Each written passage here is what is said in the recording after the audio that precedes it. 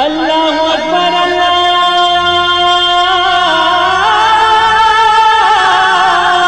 اکبر۔ السلام علیکم ورحمۃ اللہ وبرکاتہ۔ الحمدللہ رب العالمین والصلاة والسلام علی اشرف الانبیاء والمرسلین نبینا محمد وعلی آلہ وصحبہ اجمعین ومن تبعہم بإحسان الی یوم الدین، اما بعد۔ میرے دوستو، بزرگوں، اسلامی بھائیوں اور بہنوں، سامعین و سامعات کرام، صدائے حق سننے والے ساتھیوں، میں محمد مستقیم مدنی آپ لوگوں کی خدمت میں صدائے حق کا پروگرام لے کر حاضر ہو گیا ہوں، جو روزانہ آپ junk Nandini FM 95.5 mega hertz پر 1:30 بجے سے 2:15 بجے تک سماعت فرماتے آ رہے ہیں۔ آج انشاءاللہ تبارک و تعالی سب سے پہلے تلاوت قرآن مجید سماعت فرمائیں گے، پھر ایک اچھے عالم کا خطاب۔ تو لیجئے سماعت فرمائیں سب سے پہلے قرآن مجید۔ اعوذ باللہ من الشیطان الرجیم ونفخ في الصور فإذا هم من الأجداث إلى ربهم ينسلون قالوا يا ويلنا من بعثنا من مرقدنا هذا ما وعد الرحمن وصدق المرسلون إن كانت إلا صيحة واحدة فإذا هم جميع لدينا محضرون فاليوم لا تظلم نفس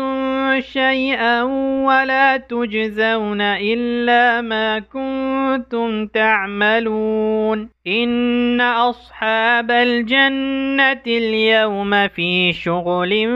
فاكهون هم وأزواجهم في ظلال على الأرائك متكئون لهم فيها فاكهة ولهم ما يدعون سلام قولا من رب رحيم وامتازوا اليوم أيها المجرمون۔ اللہ اکبر اللہ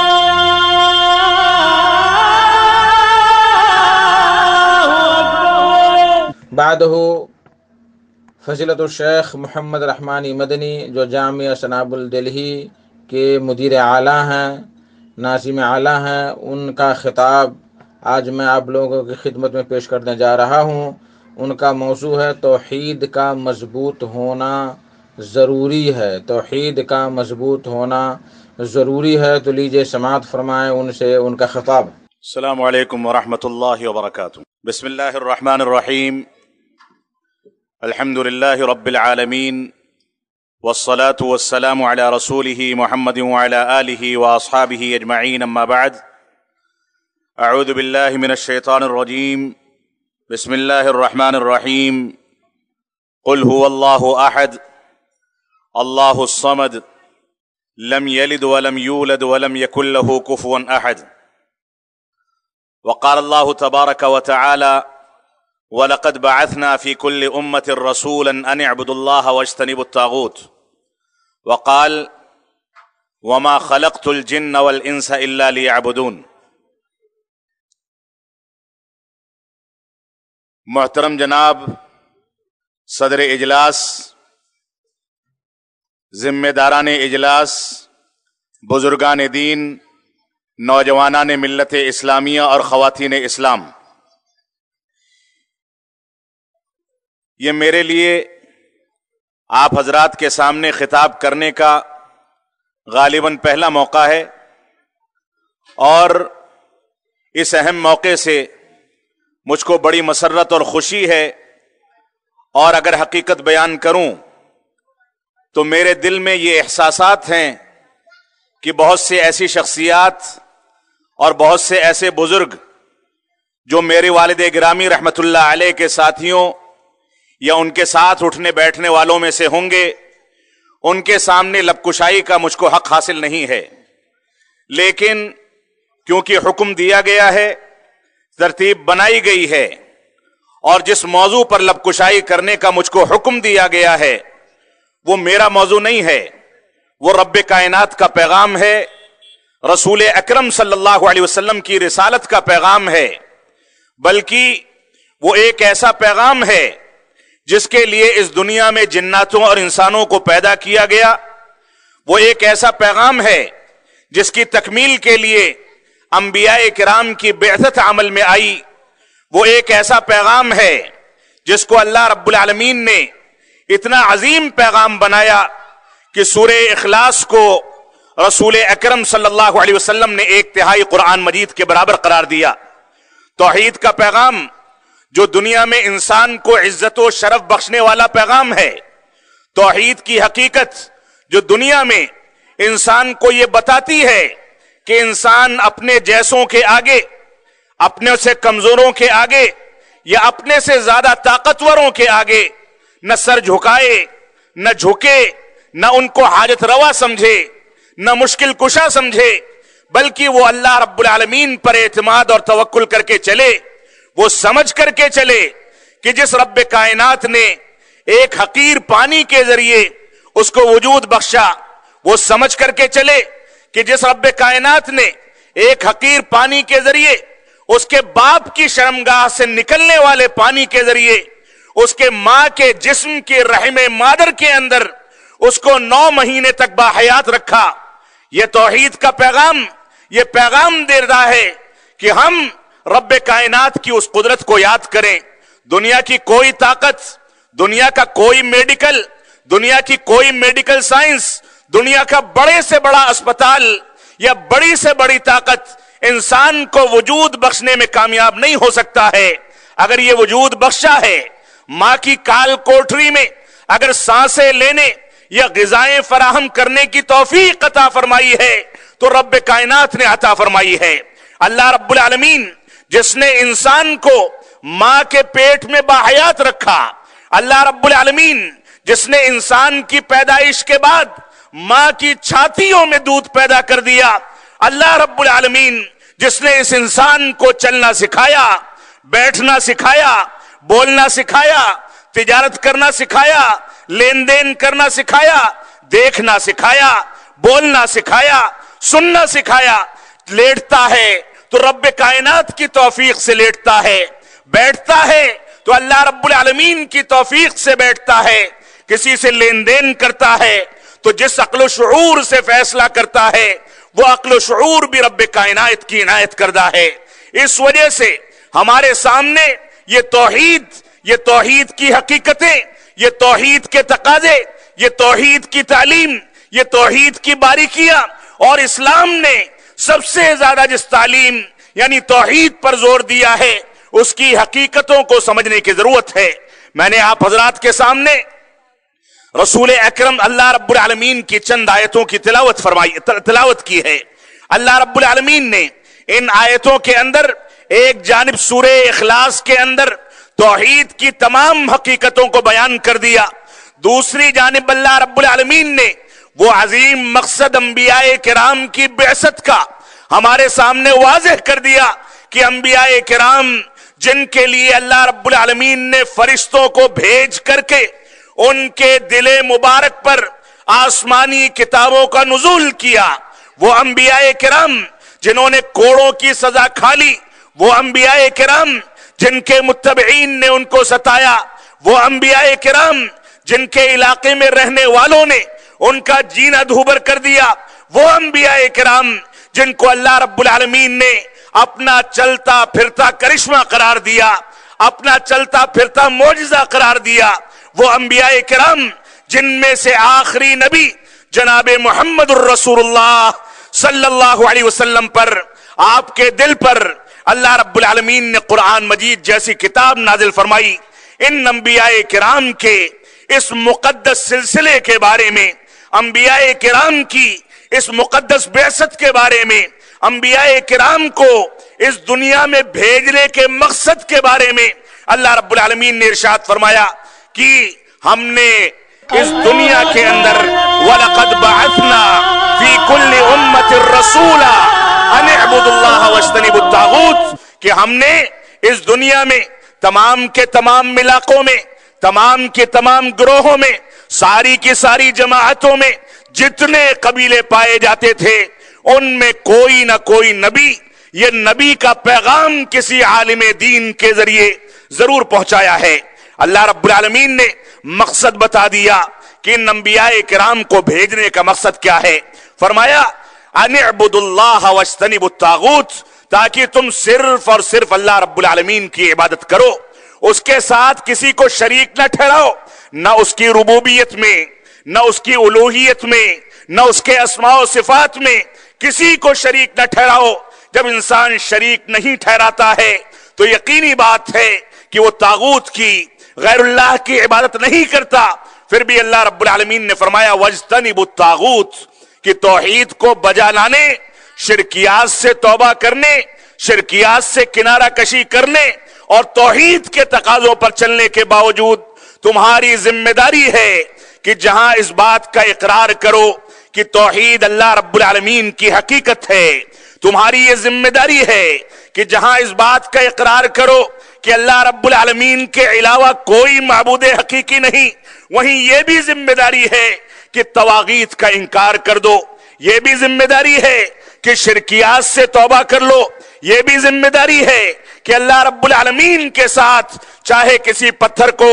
چاہے کسی پرندے کو، چاہے کسی درخت کو، چاہے کسی بڑی سے بڑی طاقت کو، چاہے کسی صاحب قبر کو، چاہے کسی جانور کو، چاہے کسی وزیر کو، چاہے کسی صدر کو، یا دنیا کی کسی بھی طاقت کو اگر شریک ٹھہرایا جاتا ہے تو ایسی صورت میں اس کا انکار کرنا یہ بھی دین اسلام کا حصہ ہے۔ دین اسلام صرف اقرار کر لینے سے مکمل نہیں ہوتا، بلکہ دین اسلام کی یہ بھی حقیقت ہے کہ جہاں اللہ رب العالمین پر ایمان رکھا جائے، رب کائنات کو تسلیم کیا جائے، اس کے قوانین کو مانا جائے، رب کائنات کے آگے سر جھکایا جائے، رب کائنات کو اپنا مولا حقیقی سمجھا جائے، وہیں دوسری جانب اللہ رب العالمین کے علاوہ جس کی بھی عبادت کی جاتی ہے اس کا انکار کر دیا جائے۔ یہ عبادت چاہے کھلم کھلا کی جائے، یہ عبادت چاہے وسیلے کے بہانے سے کی جائے، یہ عبادت چاہے کسی کو طاقتور سمجھ کر کے کی جائے، یہ عبادت چاہے کسی کو فائدہ پہنچانے والا بنا کر کے کی جائے، یہ عبادت کسی بھی انداز سے کی جائے، کسی کو اس کے مقام سے اوپر اٹھا دیا جائے، یہ عبادت چہ جائے کہ کسی نبی، کسی ولی یا کسی رسول ہی کی کیوں نہ کی جائے، اللہ رب العالمین نے ساری کی ساری چیزوں کو حرام کر دیا۔ انبیاء کرام کی بعثت کا مقصد بتاتے ہوئے اللہ رب العالمین نے اسی وجہ سے فرمایا وَلَقَدْ بَعَثْنَا فِي كُلِّ أُمَّةٍ رَسُولًا أَنِ اعْبُدُوا اللَّهَ وَاجْتَنِبُوا الطَّاغُوتَ، کہ ہم نے تمام کی تمام امتوں میں کوئی نہ کوئی نبی ضرور بھیجا تاکہ تم صرف اور صرف اللہ رب العالمین کی عبادت کرو اور غیر اللہ کی عبادت سے اور طاغوت کو مقدس ماننے سے، طاغوت کی عبادت سے اپنے آپ کو بچا سکو۔ یہی اتنا نہیں ہے، انسانیت کی تخلیق اور جناتوں کو پیدا کرنے کا مقصد بھی بتا دیا گیا۔ اللہ رب العالمین نے فرمایا وَمَا خَلَقْتُ الْجِنَّ وَالْإِنسَ إِلَّا لِيَعْبُدُونَ، کہ ہم نے ان انسانوں کو جو دو کان رکھتے ہیں، دو آنکھیں رکھتے ہیں، زبان رکھتے ہیں، قوت گویائی دی، دیکھنے کی صلاحیت دی، سننے کی صلاحیت دی، ایک ایسا دل و دماغ دے دیا کہ آگ میں نہیں کودتے، گڈھے میں نہیں کودتے، ایسا شعور دے دیا جس کی بنیاد پر یہ اپنے بچوں کو پالتے ہیں، اپنے محلے آباد کرتے ہیں، اپنی مسجدیں تعمیر کرتے ہیں، اپنے مدارس کو تعمیر کرتے ہیں، اپنے علاقے میں ماحول بناتے ہیں، لوگوں سے لین دین کرتے ہیں، رشتہ داریاں کرتے ہیں۔ یہ سارا کا سارا سسٹم جو دنیا کا چل رہا ہے، انسان کو تجارت کرنی ہو، انسان کو کھانا پینا ہو، انسان کو سونا اور جاگنا ہو، انسان کو بیٹھنا اٹھنا ہو، انسان کو سفر کرنا ہو، انسان کو بڑوں کا احترام کرنا ہو، انسان کو چھوٹوں پر شفقت کرنی ہو، انسان کسی بھی چیز میں ایک دوسرے کے ساتھ زندگی گزارے، یہ پورا کا پورا سسٹم صرف اور صرف ایک چیز کی تعلیم دیتا ہے۔ وہ تعلیم اس آیت کریمہ کے اندر ذکر کر دی گئی کہ ہم نے انسانوں اور جناتوں کو نہیں پیدا کیا، لیکن اگر پیدا کیا ہے تو صرف اس لیے کہ میری عبادت کریں۔ علامہ ابن عثیمین رحمت اللہ علیہ اس آیت کریمہ کی شرح و تفسیر میں فرماتے ہیں اِلَّا لِيُوَحِّدُونَ ताकि वो सिर्फ मेरी वहदानियत का इकरार करें। यहां याबुदून से मुराद जहां इंसान इबादत करता है वही इबादत काबिल कबूल होगी जिसको तौहीद के अकीदे पर किया जाए। इस वजह से इबादत और तौहीद में कोई फर्क नहीं है। तो हमारी जिम्मेदारी है कि हम तौहीद को समझें। ये तौहीद क्या चीज है, किन चीजों की बुनियादों पर इस तौहीद को समझा जाएगा, कौन सी चीजें हैं जो तौहीद से खारिज हैं। बहुत सारी चीजें आपके सामने इससे पहले के खिताब में तावीज गंडे और जादू टोने की शक्ल में आ चुकी हैं। लोगों ने आपको कसरत के साथ बताया होगा, लेकिन तौहीद को 3 बुनियादी निकात की शक्ल में आप समझ करके चलें। पहली चीज यह है कि इंसान सिर्फ और सिर्फ अल्लाह रब्बुल आलमीन को अपना रब, अपना पालनहार तस्लीम करे, तौहीद रुबूबियत का इकरार करे। और आज के वो मुसलमान जो रुबूबियत के मामले में भी अल्लाह रब्बुल आलमीन के साथ शरीक ठहराते हैं। कुफ्फारो मुशरिकीन मक्का के बारे में कुरान मजीद भरा पड़ा है। कुरान मजीद बार बार कहता है कि जब मुश्किलात पड़ती हैं तो इन कुफ्फारो मुशरिकीन मक्का से जो रसूल अकरम सल्लल्लाहु अलैहि वसल्लम के खून के प्यासे थे, जो इस्लाम को नेस्तो नाबूद करना चाहते थे, जो कुरान मजीद को हजम नहीं कर पा रहे थे, अल्लाह रब्बुल आलमीन ने कहा कि इनसे पूछो कि इनको रोजी देने वाला कौन है, इनकी मुश्किल कुशाई करने वाला कौन है, इनकी मुश्किलात को दूर करने वाला कौन है। तो एक ज़बान होकर के कहेंगे कि अल्लाह रब्बुल आलमीन है। लेकिन आज का मुसलमान, उसको क्या हो गया है कि अगर बच्चे की वलादत का मसला है तो पीर पगाड़े याद आते हैं। इंसान के यहां थोड़ा सा कचोका हो गया, कोई बीमार पड़ने लगा तो उसको तावीज गंडे याद आते हैं। आज के दौर में मुसलमानों को क्या हो गया है कि अल्लाह रब्बुल आलमीन के अफ़आल में शिफायाबी देने की सिफत को गैरुल्लाह के आगे घुमाते हैं। आज के दौर में मुसलमानों को क्या हो गया कि वो कोसों और मीलों का सफर करके बच्चे की वलादत की ख्वाहिश के लिए मज़ारों पर हाजिरी देते हैं। अल्लाह रब्बुल आलमीन ने इसको शिर्के रुबूबियत करार दिया। ये सारी की सारी चीजें जो तौहीद रुबूबियत के खिलाफ हैं, वो सारी की सारी चीजें जिनमें अल्लाह रब्बुल आलमीन के अफ़आल, अल्लाह रब्बुल आलमीन के कामों में गैरुल्लाह को शरीक कर दिया जाए, उसके इख्तियारात चाहे वसीले के बहाने से चाहे किसी दूसरे बहाने से गैरुल्लाह की तरफ फेर दिए जाएं, ये सारी की सारी चीजें शिर्के रुबूबियत हैं, जिसको अल्लाह रब्बुल आलमीन माफ नहीं फरमा सकता। अल्लाह रब्बुल आलमीन का फरमान है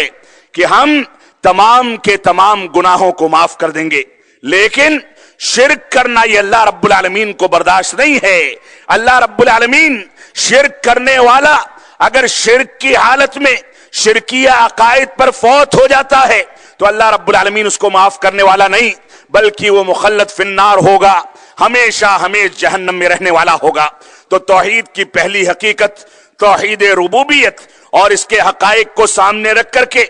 शिरके रुबूबियत के सामने रख करके हमको दोनों हकायक को समझना होगा। इसी तरह से तौहीद की दूसरी हकीकत जो तौहीद उलूहियत है, यानी अल्लाह रब्बुल आलमीन के लिए सजदे किए जाएं, उसी के लिए तिलावत की जाए, उसी के आगे झुका जाए, उसी से दुआएं की जाएं, उसी के लिए रुकू किया जाए, उसी के लिए हज किया जाए, उसी की रजामंदी के लिए ज़कात दी जाए। दीन के तमाम उमूर में रब्बे कायनात की जानिब हम अपने मामलात को फेर दें, सिर्फ अल्लाह रब्बुल आलमीन की इबादत करें। अल्लाह रब्बुल आलमीन की इबादत में किसी को उसका शरीक न ठहराया जाए। बड़ी से बड़ी ताकत हो, बड़े से बड़ा मुहद्दिस हो, बड़े से बड़ा फकीह हो, बड़े से बड़ा इमाम व खतीब हो, बड़े से बड़ा फकीह हो, बड़ी से बड़ी शख्सियत हो, किसी को ये इख्तियार नहीं कि रब्बे कायनात की ताकत के आगे उसकी ताकत को मजरूह करने के लिए वो लोगों के सामने ये बावर कराए कि हम अल्लाह रब्बुल आलमीन तक बातों को पहुंचा सकते हैं। वो रब्बे कायनात जिसने इंसानों को हकीर पानी से पैदा किया, वो रब्बे कायनात जो इंसानों को सांसें तक लेने की तौफीक देता है, वो रब्बे कायनात जो इंसानों को पानी और खाना मुहैया करता है, वो रब्बे कायनात जो इंसानों को चलना फिरना, उठना बैठना, देखना सुनना और सारी की सारी चीजों को महसूस करने की ताकत देता है, वो रब्बे कायनात जो ये बताता है کہ انسان کے پیر میں بھی سوئی چبھتی ہے تو عقل اس کو محسوس کرتی ہے۔ دنیا کی کسی طاقت نے اتنا مضبوط سسٹم بنایا ہو تو لا کر کے دکھایا جائے۔ رب کائنات جو تمام کی تمام چیزوں میں ہمارا خالق و مالک و رازق ہے، وہ ہم کو روزی روٹی دیتا ہے، وہ برسات کو روک لے، پانی کی تہوں کو نیچے کھسکا دے، تو ایسی صورت میں قحط سالی کے نتیجے میں ساری کی ساری آبادیاں کھیتی باڑی نہ اگنے کے نتیجے میں تباہ و برباد ہو جائیں گی، لوگ مر جائیں گے، فوت ہو جائیں گے، جانور بلبلا اٹھیں گے، پرند اور چرند سارے کے سارے تلملا اٹھیں گے۔ تو اس رب کائنات کی وحدانیت کا ہم کو اقرار کرنا ہوگا، اس کا کسی بھی چیز میں کوئی شریک نہ ہے نہ ہو سکتا ہے۔ تو توحید الوہیت یہ ہے کہ ہم اللہ رب العالمین کو اس کی عبادت میں تنہا اور یکتا سمجھیں اور اس کے ساتھ کسی کو شریک نہ ٹھہرائیں، اور اس کے مد مقابل غیر اللہ کا سجدہ کیا جائے۔ اللہ کے گھر خانے کعبہ کے علاوہ کسی دوسرے گھر کا، کسی قبر کا، کسی شخصیت کا طواف کیا جائے، کہیں پر جا کر کے تعویذ گنڈے کیے جائیں، کسی کو مشکل کشا اور حاجت روا سمجھا جائے، کسی کے سامنے منتیں مانگی جائیں، کسی سے دعائیں کی جائیں، ان سارے کے سارے امور میں انسان ان چیزوں میں اللہ رب العالمین کا شریک ٹھہراتا ہے، جس کو اللہ رب العالمین معاف فرمانے والا نہیں ہے۔ اللہ رب العالمین نے فرما دیا ان اللہ لا یغفر ان یشرک بہ ویغفر ما دون ذلک لمن یشاء ومن یشرک باللہ فقد ضل ضلالا مبینا، کہ اللہ رب العالمین شرک کو کبھی معاف نہیں فرما سکتا، اس کے علاوہ کوئی چیز ہو اس کو معاف کر دینا یہ اللہ رب العالمین کی مرضی ہے، اور جس نے شرکیات کو اختیار کر لیا اس نے گویا دور کی گمراہی اور گہری گمراہی کو اختیار کر کے اپنے ایمان و اسلام یہاں تک کہ اپنے مقصد تخلیق کو جھٹلا کر کے تباہی اور بربادی کو دعوت دی ہے۔ تو یہ توحید الوہیت ہے جس کو سمجھنا ہم سب کی بنیادی ذمہ داری ہے۔ اور یہی اتنا نہیں ہے، رسول اکرم صلی اللہ علیہ وسلم نے جب چند حفاظ کرام صحابہ حفاظ کے قتل کیے جانے کے بعد قنوت نازلہ پڑھنی شروع کی، بعض روایات میں آتا ہے کہ 1 مہینے تک آپ صلاۃ فجر میں لوگوں کا نام لے لے کر کے بددعا کرتے تھے، اور اسی طریقے سے جب اپنے چچا کے بارے میں آپ نے ہدایت کی دعائیں کی تو اللہ رب العالمین نے واضح طریقے سے ارشاد فرما دیا کہ لیس لک من الامر شیء، آپ کے اختیار میں کسی کو بخشوانا، آپ کے اختیار میں کسی کی مغفرت کرانا یہ آپ کے اختیار میں نہیں ہے۔ آپ تو ایک رہنما ہیں، ایک قائد ہیں، آپ رہنمائی کریں، قیادت کریں، لوگوں کو بتائیں کہ توحید کیا ہے، اتباع رسول کے حقائق کیا ہیں، لوگوں کو بتائیں کہ صحابہ کرام کا مقام کیا ہے، لوگوں کو بتائیں کہ خلفائے راشدین کا مقام اور عظمت کیا ہے، لوگوں کو بتائیں کہ قرآن مجید کا مقام کیا ہے۔ آپ کی ذمہ داری اتنی ہے، اس سے آگے بڑھ کر کے آپ کسی کی ہدایت کے لیے، کسی کے خلاف بددعا کرنے کے لیے اپنا قدم بڑھائیں گے تو یہ چیزیں اللہ رب العالمین کا اختیار ہے، آپ کو اس میں اختیار نہیں دیا گیا، یہ اللہ رب العالمین پر چھوڑ دیں۔ تو نبی آخر الزماں قربان جائیں ہمارے ماں باپ، قربان جائیں ہمارے خاندان، قربان جائے امت اسلامیہ، قربان جائے ہمارا کاروبار، قربان جائے ہماری تجارت، قربان جائے ہمارا سرمایہ، قربان جائے دنیا کی تمام قیمتی سے قیمتی چیزیں رسول اکرم صلی اللہ علیہ وسلم پر، آپ کی سیرت پر، آپ کی اتباع پر، آپ کی محبت پر ہم ساری کی ساری چیزیں قربان کر دینے کو تیار ہیں۔ لیکن اللہ رب العالمین نے آپ کے بارے میں واضح کر دیا کہ آپ کو وہ اختیارات نہیں دیے گئے ہیں جو اختیارات اللہ رب العالمین کو حاصل ہیں۔ اسی وجہ سے اللہ رب العالمین نے ارشاد فرمایا لئن اشرکت لَيَحْبَطَنَّ عَمَلُكَ وَلَتَكُونَنَّ مِنَ الْخَاسِرِينَ۔ اے اللہ کے نبی صلی اللہ علیہ وسلم، ہم نے آپ کے پاس بھی یہ وحی کی ہے اور آپ سے پہلے انبیاء کرام کے پاس بھی یہ بات بھیجی ہے،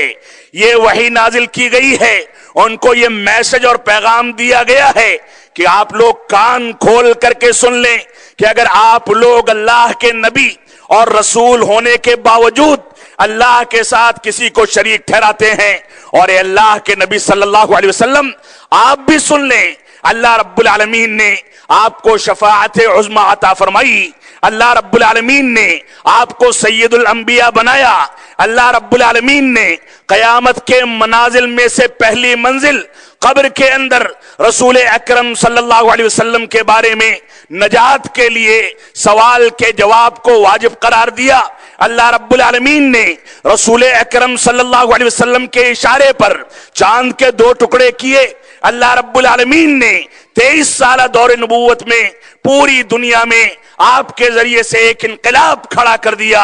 اللہ رب العالمین نے آپ کو ایسا بنایا کہ امت کے لیے حریص تھے، اپنی پرواہ نہیں کرتے تھے. اللہ کے نبی صلی اللہ علیہ وسلم کے بارے میں بھی اللہ رب العالمین نے وضاحت کر دی کہ اگر آپ بھی کسی کے ساتھ، اللہ رب العالمین کے ساتھ کسی کو شریک ٹھہرائیں گے، لَيَحْبَطَنَّ عَمَلُكَ، تو آپ کے تمام اعمال برباد کر دیے جائیں گے. وَلَتَكُونَنَّ مِنَ الْخَاسِرِينَ، اور آپ خسارہ اٹھانے والوں، نقصان اٹھانے والوں، تباہ و برباد ہونے والوں میں سے ہو جائیں گے. آپ کا کوئی پرسان حال نہیں ہوگا. یہ توحید کا مقام ہے، یہ توحید کی عظمت ہے، یہ توحید کی اہمیت ہے، یہ توحید کی فضیلت ہے کہ اس کو سامنے رکھ کر کے ہم دیکھیں کہ اللہ رب العالمین نے کس انداز سے توحید کے تقاضوں کو ہمارے سامنے واضح کیا. اس وجہ سے ہماری ذمہ داری ہے کہ ہم توحید ربوبیت کے ساتھ توحید الوہیت کو بھی سامنے رکھیں اور اس کے مطابق زندگی گزاریں، اس کے تقاضوں کے مطابق زندگی کو ڈھالیں. اور تیسری چیز جس میں عام طور سے مسلمانوں کے ان فرقوں نے جو گمراہ فرقے ہیں، چاہے ماتریدیہ ہوں، اہل کلام میں سے رافضہ ہوں، اشاعرہ ہوں، مشبہہ ہوں، معطلہ ہوں، سارے کے سارے وہ باطل فرقے جن لوگوں نے اہل سنت والجماعت سے اختلاف کیا توحید اسماء و صفات میں، سارے کے سارے لوگ بھٹک گئے. کوئی اللہ رب العالمین کی صفات کو بندوں کی صفات سے مشابہت دیتا ہے، کوئی مشابہت کے ڈر سے اللہ رب العالمین کی صفات کا انکار کرتا ہے، کوئی اللہ رب العالمین کو بندوں کے مانند قرار دیتا ہے، کوئی بعض صفات کو مانتا ہے، بعض کا انکار کرتا ہے. تو یہ توحید اسماء و صفات ایک ایسی حقیقت ہے جس کے بارے میں اللہ رب العالمین کا فرمان ہے لَيْسَ كَمِثْلِهِ شَيْءٌ وَهُوَ السَّمِيعُ الْبَصِيرُ، کہ اللہ رب العالمین کے علاوہ، اللہ رب العالمین کے مانند دنیا میں کوئی چیز نہیں. وہ دیکھتا ہے، وہ سنتا ہے، اس کے یہاں دیکھنے کی صلاحیت ہے، سننے کی صلاحیت ہے. ایک انسان بھی دیکھتا ہے، ایک انسان بھی سنتا ہے، لیکن اللہ رب العالمین اپنے شان کے حساب سے دیکھتا ہے. میں آپ کو دیکھ سکتا ہوں، آپ مجھے دیکھ سکتے ہیں. دیوار کے پیچھے ہماری استطاعت نہیں کہ کوئی بات دیکھیں. میں آپ کو سن سکتا ہوں، آپ مجھ کو سن سکتے ہیں، لیکن کئی لوگ ایک ساتھ بولنے لگیں تو ہماری طاقت نہیں کہ اس کو سمجھ سکیں. اسی طریقے سے اللہ رب العالمین اپنی شان کے لحاظ سے سنتا اور دیکھتا ہے. وہ دیوار کے پیچھے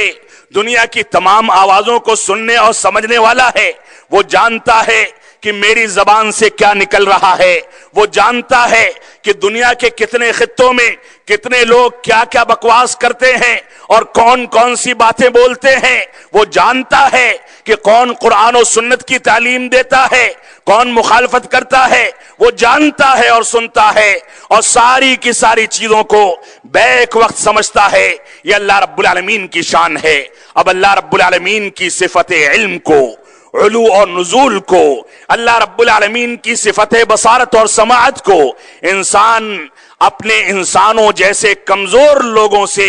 تشبیہ دینے لگے تو یہ گمراہی ہے، یہ شرک اسماء و صفات ہے جس کو اللہ رب العالمین برداشت نہیں کر سکتا. اللہ رب العالمین نے ہم کو اس کی جانب بھی تعلیم دی، اس کا اقرار کرنے کا حکم دیا. انسانوں کی بصارت ہو، انسانوں کی سماعت ہو. آپ خود دیکھتے ہیں عمر ڈھلنے کے ساتھ ساتھ بجائے بلکہ عمر نہ ڈھلے تو بھی کتنے لوگوں کی سماعت چلی جاتی ہے، بصارت چلی جاتی ہے. انسانوں کے بنائے ہوئے تھوڑے بہت شیشے چشموں کی شکل میں لگانے کو انسان مجبور ہو جاتا ہے. انسان سننے کے لیے کانوں میں مشینیں داخل کرتا ہے اور کبھی کبھار سارے ساز و سامان، سارے آلات فیل ہو جاتے ہیں، نہ دیکھ سکتا ہے نہ سن سکتا ہے۔ یہ انسان کا نقص ہے، انسان کی کمزوری ہے۔ اللہ رب العالمین نے اپنی سماعت و بصارت کے آگے اس انسان کو مجبور کر کے یہ ثابت کر دیا کہ انسان اللہ رب العالمین سے بڑا نہیں ہو سکتا،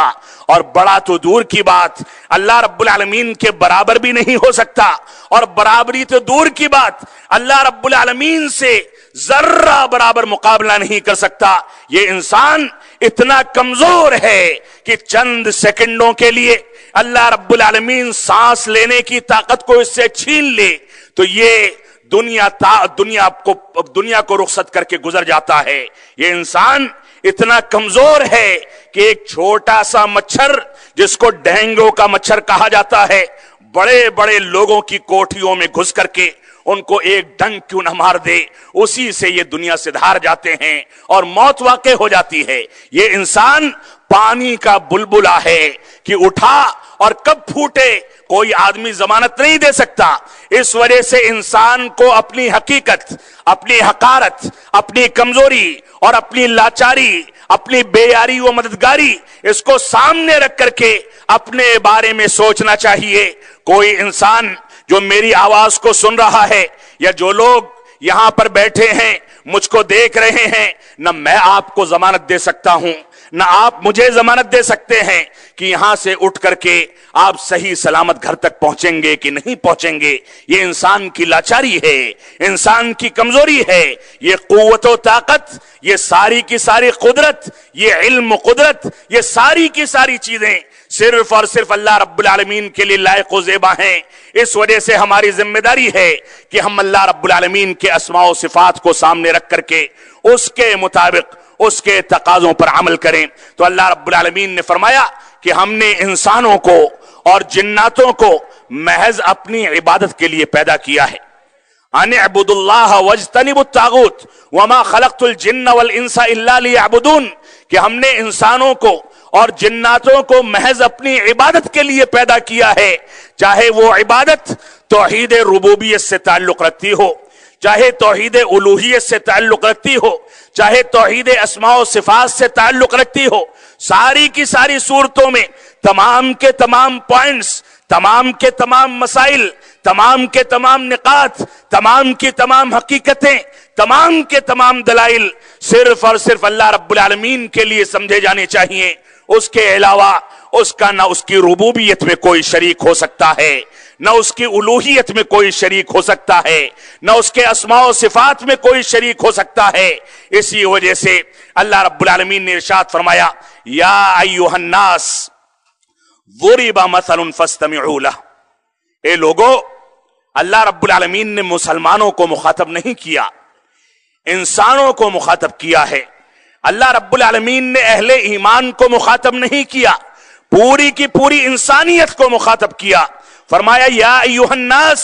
اے لوگو، اے بنی نوع انسان، چاہے تمہارا تعلق کسی بھی مکتب فکر سے ہو، کسی بھی مذہب و دھرم سے ہو، کسی بھی مولا، کسی بھی حقیقی معبود کو یا غیر حقیقی باطل معبود کو مانتے ہو، کسی کو بھی اپنا امام مانتے ہو، کسی کو اپنا مفتی مانتے ہو،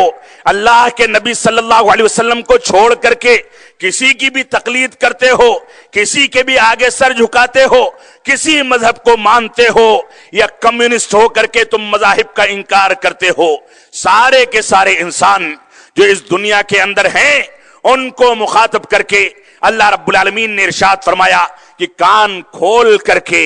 یہ جو مثال بیان کی جا رہی ہے اس کو سن لو۔ یا ایھا الناس ضرب مثل فاستمعوا لہ،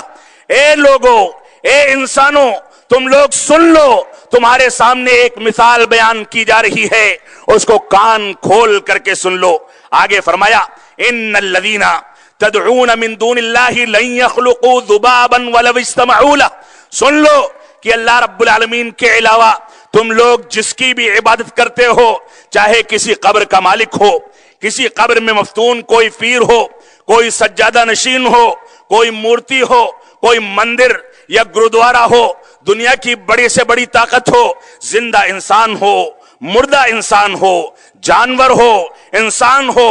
बड़ी से बड़ी ताकत हो, सारे के सारे लोग जिनको अल्लाह रब्बुल आलमीन के अलावा पुकारा जाता है, मुश्किल कुशा समझा जाता है, जिनको हाजत रवा समझा जाता है, जिनको अपना माबूद समझा जाता है, जिनकी पूजा की जाती है, जिनके सामने हाथ फैलाया जाता है, जिनसे दुआएं की जाती हैं, जिनको अल्लाह रब्बुल आलमीन के साथ शरीक ठहराया जाता है, वो सारे के सारे लोग कान खोल करके सुन लें कि ये लोग सारे के सारे माबूदाने बातिला, चाहे बगदाद वालों को बुला लें,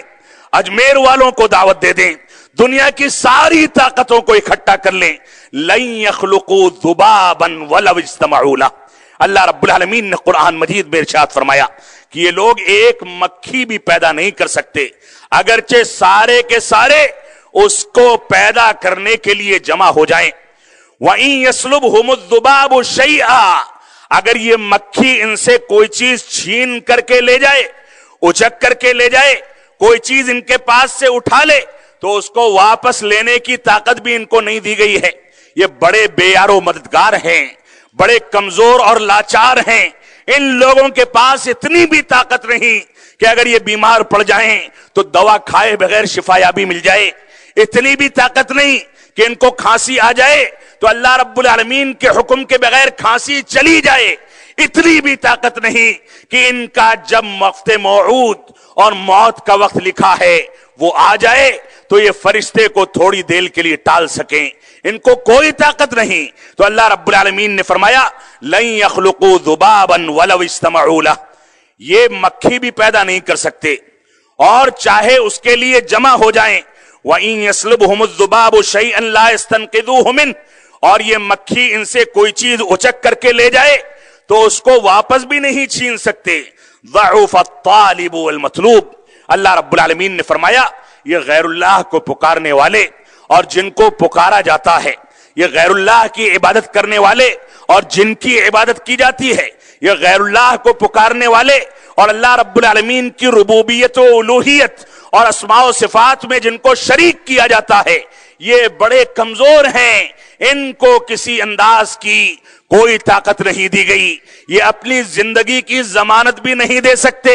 ये जिंदगी के बारे में कोई ऐसा फैसला नहीं कर सकते जिसकी बुनियाद पर यह कहा जा सके कि ये फैसला हतमी तौर पर नाफिज हो जाएगा और इन लोगों को किसी भी अंदाज से कुदरत मिलेगी कि उसको नाफिज कर ले जाएं। तो अल्लाह रब्बुल आलमीन ने इस आयत करीमा में आखिर में फरमाया ज़अफ़ अत्तालिबु वल मतलूब, कि पुकारने वाले और जिनको पुकारा जाता है, शिर्क करने वाले और जिनको शरीक किया जाता है, ये बड़े कमजोर हैं, लाचार हैं, ये बड़े बेयारो मददगार हैं, इनके पास कोई ताकत नहीं। इस वजह से इस आयत करीमा की रोशनी में हमको सोचना होगा कि वो रब्बे करीम, वो रब्बे हबीब, वो अल्लाह रब्बुल आलमीन जो एक हकीर पानी के जरिए जीते जागते बच्चे को वजूद दे देता है, वो रब्बे करीम जो ऐसा बंदोबस्त करता है कि बच्चा रोने लगे तो रोते रोते,